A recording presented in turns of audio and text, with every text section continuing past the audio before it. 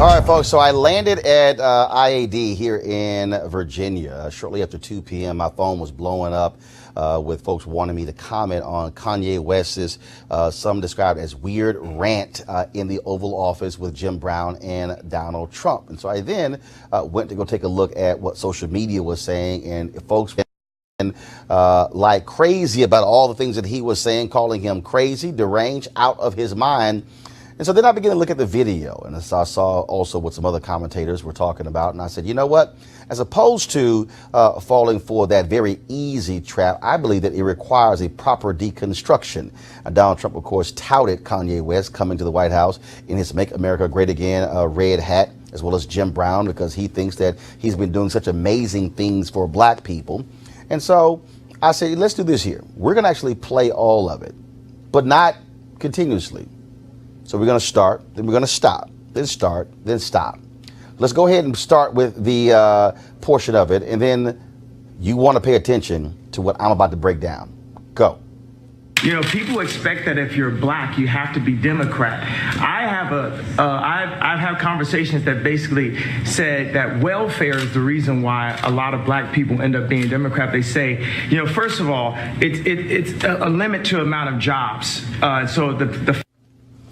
All right, so before you even go any further, so he just said that what he has been told, that welfare is the reason a lot of black people are Democrats. First of all, if anybody understands history, African Americans were largely Republicans after the Emancipation Proclamation. And so you can look at the numbers. When you look at the African Americans who went into Congress, the U.S. House, as well as the U.S. Senate, they were black Republicans. And it didn't change really until Herbert Hoover came with the Lily White movement. Still had significant black support on the Republican side, but black folks were saying they were not strong enough when it came to civil rights. The shift really started with Franklin Delano Roosevelt. Why? Because of New Deal programs, not welfare, New Deal programs that also greatly benefited white folks more than they did African Americans. Republicans still got a significant number of black support in 1952, 1956, even 1960, but yet even in the campaign in 1960 was Jackie Robinson, who said that he was lied to by Richard Nixon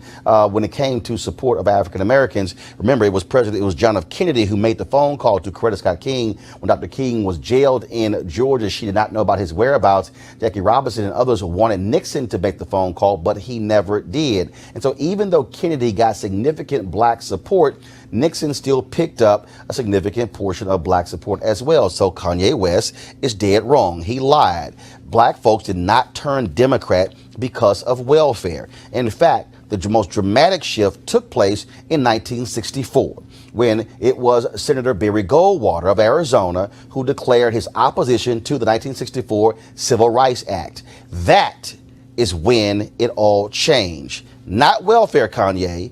It was the Civil Rights Act of 1964. So on that point, whoever told you that doesn't know what the hell they're talking about. Press play. So the fathers lose the jobs and they say, we'll give you more money for having more kids in your home. And then we got rid of the mental health institutes in the 80s and the 90s, and the prison rates just shot up. And now you have shot. Let's deconstruct that. Now, what Kanye West just said is that he was partially right there. So what happened was, of course, in the 1960s, what people don't want to talk about is that the significant number of unemployed black men in the 1960s. And so you had folks who were in two-parent households. Then he talked about the amount of money that was going to these mothers. First of all, that wasn't somehow just going to black people. What happened was federal regulators, members of Congress, wanted to provide benefits to women, to single women. Now, the problem is the way they wrote it is that if they got married, then the benefits would decrease. What they failed to factor in is you could get married, but what would happen if that man was unemployed? Why did you have significant unemployment rates of black men? Because of systemic racism in America that froze black men and black women out of a significant number of jobs. Now, many people would watch the Diane Carroll show Claudine, where she was, quote, hiding her man from folks when it came to getting benefits. that was the case. But trust me, this was not a federal policy that was targeting black people. It was a federal policy that represented any woman who received any benefits from the federal government. Now, Kanye is correct in terms of the jobs not being available. But the issue there was systemic racism as to why black folks were not getting those level of jobs. Hit play. Iraq, what people call Chirac, which is actually our murder rate is going down by 20% every year. I just talked to the superintendent, met with Michael Sachs, that's Rom's right-hand man. So I think it's the bravery that helps you beat this game called life. You know, they tried to scare me to not wear this hat, my own friends, but this hat, it gives me power in a way. You know, my dad and my mom separated, so I didn't have a lot of male energy in my home. And also, I'm married to a family that, you know, not a lot of male energy going on. It's beautiful, though. But there's times where, you know, it's something about, you know, I love Hillary. I love everyone, right? But the campaign, I'm with her, just didn't make me feel as a guy that didn't get to see my dad all the time, like a guy that could play catch with his son. Stop right there. It was something about when I put this hat on, it made me... Stop right there. All right, so here's the deal. He talked about, of course, what drove the prison population was the mental health cuts that took place in the 80s and 90s. You notice Kanye West made no mention of the devastating impact of crack cocaine and how there was a disparity between crack cocaine and powder cocaine. So if you were white, you use powder cocaine, that was a 100-to-1 difference between the ratio of if you use crack cocaine to powder cocaine. That what drove the criminal justice system. But here's what Kanye West did not say. He talked about the cuts to mental health. Who made those cuts? Ronald Wilson Reagan. Those were the massive cuts that were made between 1980 and 1988. So if you're going to make that particular point, then you must do so. What then happened was the cuts took place on the federal level, which then trickled down to the state level and then down to the county and city levels. And so you had folks who then said, mental illness, we don't care about that. We're going to have drastic cuts. It was Republican Ronald Reagan who drove that. It's very easy to Google. Something else Kanye did not mention. Press play. Superman. You made a Superman. That's my favorite superhero. And you made a Superman cape for me also as a guy that looks up to you, looks up to Ralph Lauren, looks up to American industry guys. Non-political, no bullshit. Put the beep on it, however you want to do it, 5 seconds delay, and just goes in and gets it done. Right now, you gave me the heart to go to Adidas because at Adidas, when I went in 2015, we were a $14 billion company losing $2 billion a year. Now we have a $38 billion market cap. It's called the Yeezy effect. And I went to Casper. We had a meeting in Chicago. And I said, you have to bring manufacturing onshore, not even shore, into the core.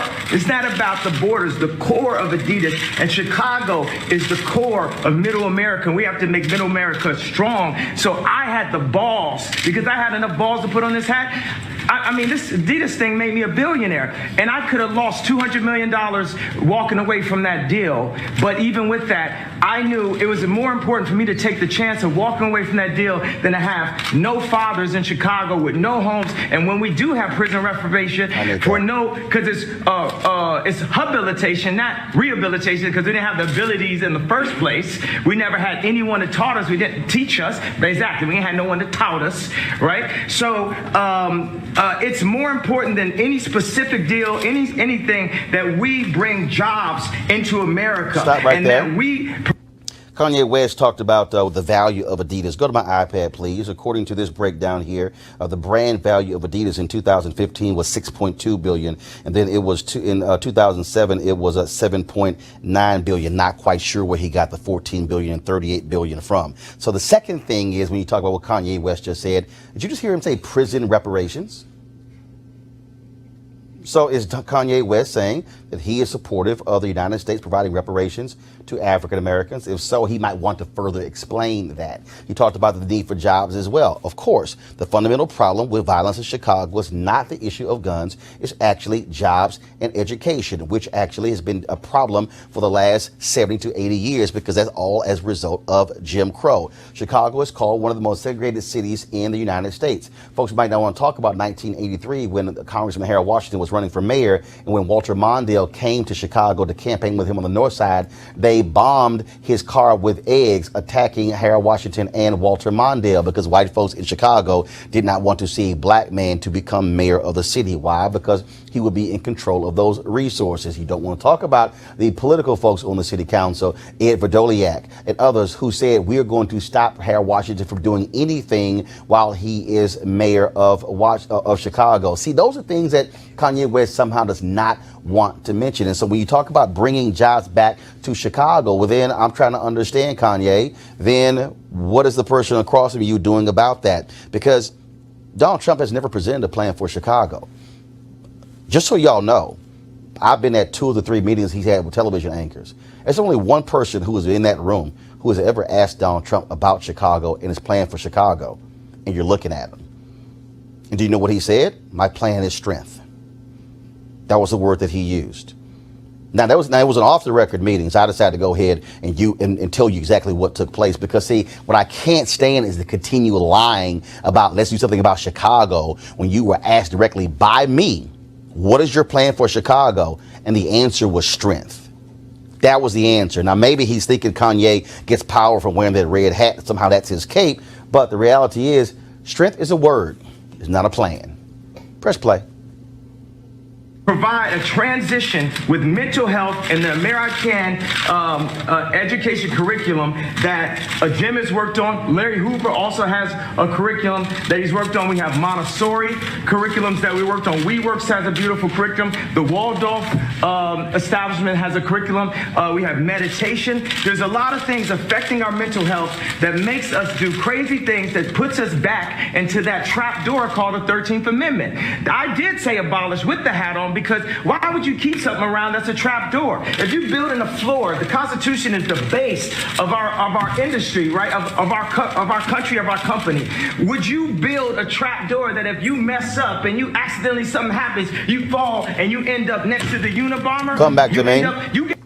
Okay, here's a piece from February 2018 from the Mental Health America, how Trump's budget will affect people with mental health conditions. What it says in Donald Trump's budget in fiscal year 2019, the budget request was $68.4 billion from the Department of Health and Human Services, which is a $17.9 billion or 21% decrease from the 2017 levels. That means that Kanye West is talking about and ranting about the importance of mental health, yet the person sitting across from him who is smiling at him and happy with him wearing a Make America Great Again hat proposed to cut mental health budget by 17.9 billion or 21%. Press play.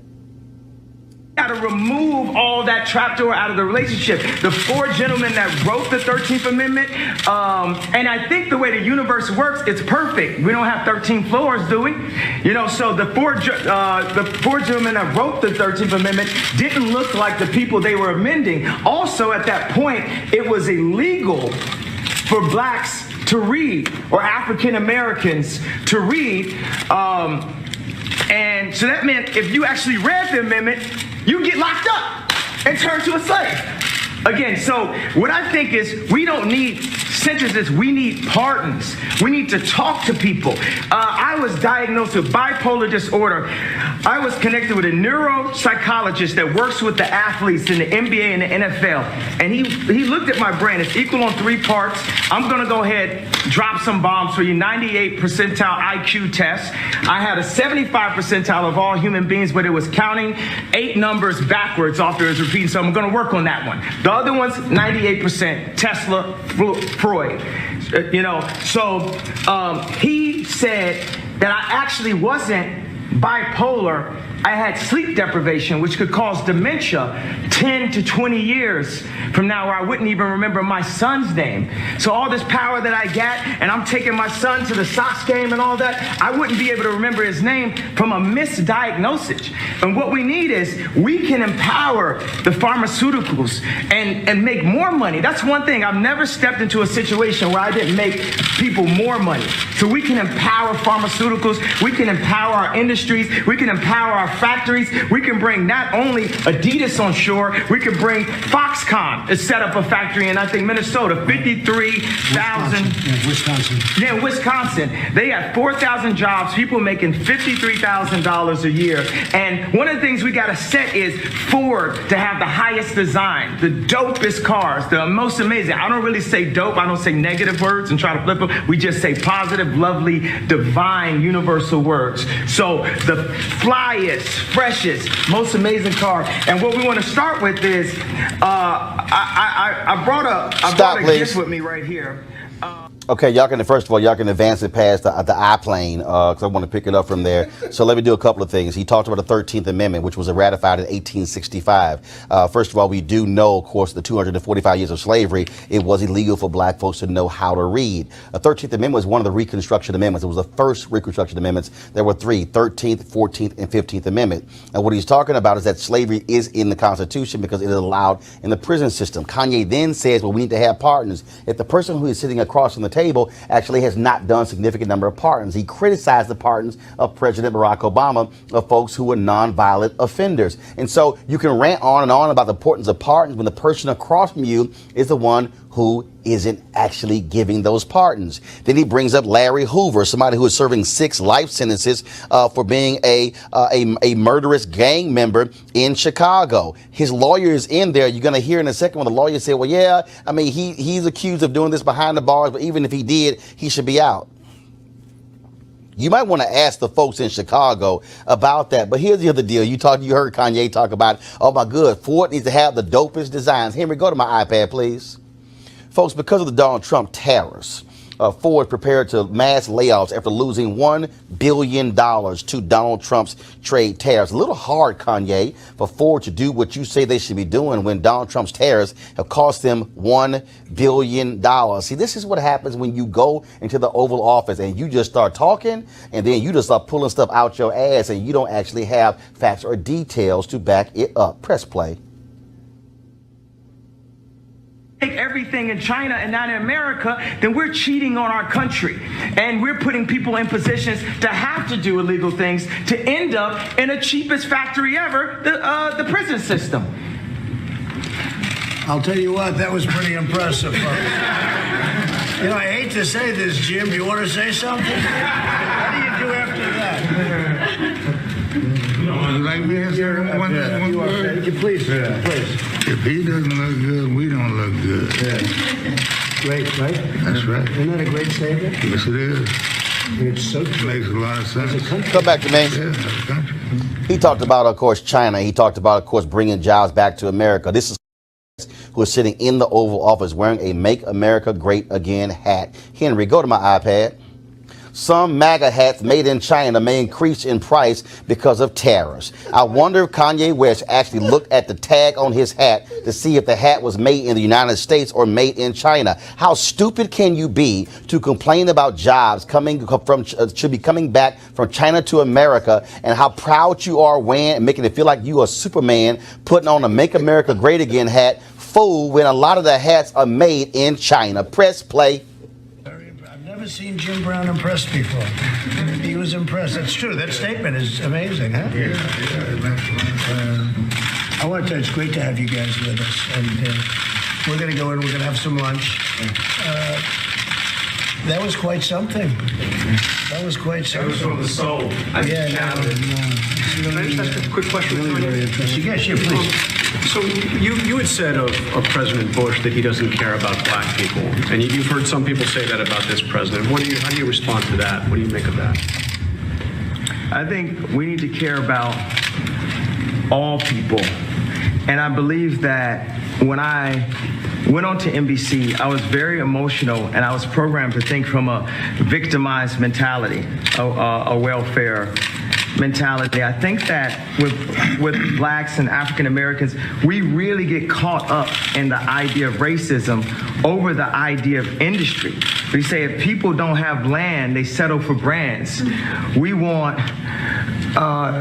Polo Sport and Obama again. We want a brand more than we want land because we haven't known how it feels to actually have our own land and have ownership of our own blocks. So when you don't have ownership, we don't know what it feels like to have ownership of our own blocks. Kanye, you might want to go look up Rosewood to see what black people own. You might want to go look up, of course, Wall Street near Tulsa to understand that. You might want to go look at those black towns that black people created in North Carolina and Virginia. The reality, Kanye, is after slavery, after the Civil War, black folks who were not given land, who were not given money, who were not given horses, who were not given anything, actually put their meager resources together to actually create their own communities, buy their own land, open their own stores. That is what happened. But what you need to quite understand, Kanye, is because of systemic racism and white supremacy in this country, black land was stolen from African Americans. In fact, you had individuals when black folks dared to even speak out about voting. Then they said, we're not going to extend you any credit when it came to the store in town. So therefore, they couldn't even buy any goods to actually farm their own land, which forced them out to give up their land. There were black people who were forced out of Mississippi, of Alabama, of Georgia, of Tennessee, of Arkansas due to racism, and they literally packed their families up from those places and left the land because white folks said, how dare you stand up for your rights? And so please don't sit in the Oval Office and dare say, Kanye, that black people have never actually owned anything when we have undeniable facts of black people owning land, owning stores, owning those things. In fact, when you also begin to look at the details in terms of what we've done those things, but you somehow keep saying that racism is a figment of our imagination, and we just keep focusing on that whole thing and how you have been able to do these amazing things. You could not do a damn thing if Harry Belafonte didn't do it, if Paul Robeson didn't do it, if Sidney Poitier didn't do it, if Berry Gordy didn't do it. Those were the people who took the daggers of Jim Crow, who took the indignity of not being able to walk through the front door and having to walk through the back door to allow you to be able to do what you do in music. Don't you dare act as if what they endured, somehow they were weak and somehow you are so much stronger when they paved the way for you to be able to do what you did. Press play. Then it's all about how something looks. It's about the patina. It's not about the soil. It's not about the core. So we focus more on, is somebody wearing something? Did someone disrespect me? So I gotta shoot them? Or the idea of someone being racist. You know, we talk about police murders, which we definitely have to discuss, and we have to bring nobility to the police officers and make them, because police officers are just like us. But this is this whole hate building, right? And that's a major thing about racial tension. And we also, as black people, we have to take a responsibility for what we're doing. We kill each other more than police officers. And that's not saying that the police officer is not an issue, because they are in a position of power. But sometimes they're in placement of law enforcement. They need to be law power. It's force versus power. You shouldn't have to force people to do that. So a lot of times the police officer is sitting there, they're being forced to do this and forced to do that block, and then they force somebody into something and force something. We have to release the love throughout the entire country and give opportunities. A lot of times it's just the overall lack of reparations that we, at any given point, we say, oh, this is racist, this is racist, this is racist, this is racist. So we don't have the reparations, but we have the 13th Amendment. We got to open up the whole conversation. So, and that's a move. One of the moves. Again, I'm just trying to understand here. So you talked about opening up the love with police departments. Is this not the same city where he's from, where you just saw Jason Van Dyke, who was convicted of second-degree murder in the case of Laquan McDonald for shooting him, lying by saying Laquan McDonald was charging him? Is this the same city where you have a black cop right now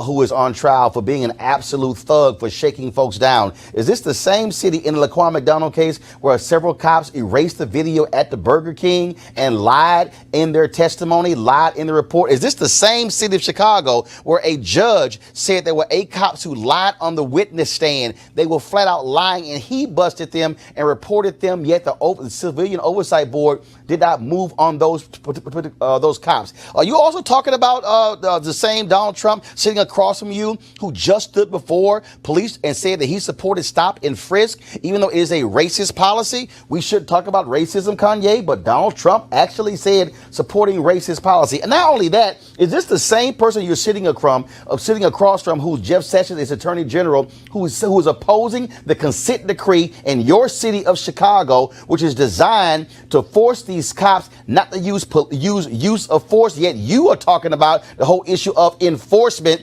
and power? Sounds to me like they have all of the power in Chicago, Kanye. The person you're sitting across from is actually advocating and pushing policies that are completely 180 degrees different than what you're saying in your rant. Press play.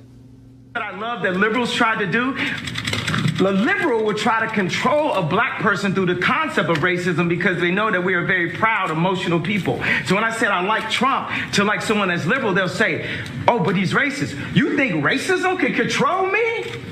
Oh, that don't stop me. That's an invisible wall. But you don't think you reject those who say he's racist? You had one question. We're going to go to another question. Okay. I answered your question. I don't answer questions in simple sound bites. You are tasting a fine wine. It has multiple notes to it. You better play 4D chess with me like it's Minority Report. Because it ain't that simple. It's complex. Mr. President. Actually, Kanye, it is real simple. Just like you. Real simple. Press play. I'm from the Chicago Sun-Times, so I would like to know what you would like to ask President Trump to do for Chicago. You're here to talk about crime in Chicago. The thing that the head of the police and Mike Sachs met with me last night at the Soho House about was we feel that stop and frisk does not help the relationships in the city. And everyone that knew I was coming here said, ask about stop and frisk. That's the number one thing that we're having this conversation about. Another thing is opening up industries, and we've got to get some tax breaks because we're making we got a speed factory in Atlanta, but the shoes are costing us $300, so it's costing us too much to make things. So we need some prototypes here so we can get people back working. So China can't just beat us and Vietnam can't beat us. You got Levi's, the greatest jeans company in the world, making their jeans in Vietnam. So we're going to need to get a few breaks to be able to have some places in my hometown of Chicago and the 2.7 million to the 9 million surrounding suburbs where we can create some factories. Now, I think it would be cool for them to be Trump factories because he's a master of industry. He's a builder. And I think it would be cool to have Yeezy ideation centers, which would be a mix of education that empowers people and gives them modern information. Like sometimes people say, this kid has ADD, this kid has ADD. He don't have ADD, school is boring. It was boring, it's not as exciting as this. We have to make it more exciting. We have to mix curriculums. You play basketball while you're doing math. You learn about music while you meditate in the morning. We have to instate mental health and art programs back into the city. So those are, and also Larry Hoover is an example of a man that was turning his life around. And as soon as he tried to turn his life around, they hit him with 6 life sentences. So I believe you say don't tear down the statues. Larry Hoover is a living statue. He's a beacon for us that needs to see his family, that needs to go out and represent. When you have a block leader on every single block, they can own the block as their own. That's something I learned from Jim Brown, from A Mayor I Can. We need to put curriculums from people who really came from the streets, not people who are just trying to set us up to go into a work system or prison system that applies to what people are really going through, which Jim Brown has created. What about gun violence with all the debate about the Second Amendment going on? The problem is illegal guns. Illegal guns is the problem, not legal guns. We have the right to bear arms. President Trump has said that he favors stop and frisk. Are you guys going to be discussing that? Do you think he can change his mind? Yeah, we're gonna discuss. I didn't mean to put you on blast like that, bro. But it's definitely. I'm open-minded. I'm here. Yeah. Come back. Mr. President, would you like him to speak up? Come back. Oh, I didn't mean to put you on blast, bro. Do you realize that just 2 days ago he gave a damn speech in Chicago touting stop and frisk, saying it should be national policy? And now, oh, I'm open. No, he's not. You're getting played, Kanye. Oh, by the way, great rant about education. And you know, you're absolutely right. We should have music back in schools and arts back in school. Here we go to my iPad. A Trump administration 2019 budget proposing a decrease of $3.7 billion in the Department of Education. Looks like Donald Trump ain't really down with you. But also, Kanye, while you also having your conversation, talk about how the Trump administration is allowing for-profit universities back into the door and basically stealing money from students. It's amazing what happens when you do not read or watch this show. Press play. One of your rallies. He can speak for me anytime he wants. He's been a great guy. He's a smart cookie. Smart. He gets it. These two guys, Jim Brown, he's been doing this for a long time. Is a future presidential candidate? Could very well be. Only after. Could very well be. That's good. I'm glad to hear that. We have a good, and the thing is, let's stop worrying about the future. All we really have is today. We just have today, over and over and over again, the eternal return, the hero's journey. And Trump is on his hero's journey right now. And he might not have expected to have a crazy motherfucker like Kanye West run up and support. But best believe we are going to make America great. Now, the thing is, another thing is black people have an issue with the word again. And I believe my feeling from that is because I'm going to go all the way signaling with it, because time is a minute. All we have is now. All we have is today. So the word again, it doesn't hurt us because of the idea of racism and slavery, the different things. It hurts us because we need to focus on who we are now, today. I believe. So I actually brought some hats in that have a bit of a transition. I'm not trying to put you up there on the spot a little bit. I made a hat that says "Make America Great." Just that. But I would love to see at the Super Bowl Trump wearing the "Make America Great" hat, Colin wearing the "Make America Great," and showing that we can bend a bit on this side. We can bend a bit on this side, and we can learn how to be malleable in the infinite universe that we are and the loving beings that we are, that we don't have to stick to all traditions. And we aren't a side. We are one unit. We are one country. We are one moment in history and time. We might have been here before, but right now, we're here together, and the greatest value that people have are other people. And we need to stop working on red and blue. It's like a gang again. You're in the Oval Office. Okay. How does it feel to be in the Oval Office? Oh, it is good energy in this. Isn't it good energy? It's good energy. It's a great place. Jim, how do you feel? I feel good. Yeah. I truly feel good. I thank you, too. You're so respected. And what Kanye's doing has been incredible. All over the world they're talking about this. And I have to tell you, I had important meetings today with senators and with everything. Nobody cared. They wanted this meeting. This is the meeting. Is that right? I can say that to John. No, the others were good, right? But this is what they want. Maybe only you would be here. Well, it's my honor, Jim. I want to tell you, I've been a fan of yours for a long time. Long time. And nobody like you. Nobody like you. No athlete like you. Well, you know why I'm here? I'm here to serve. Yeah, it's really nice, man. I'm not here to ask for anything. I'm here to contribute. And you know, that's always been the way Jim has been for a long time. And he Come just back. wanted to help. And it's I'm here to serve. I'm here to contribute. I'm not here to ask for anything.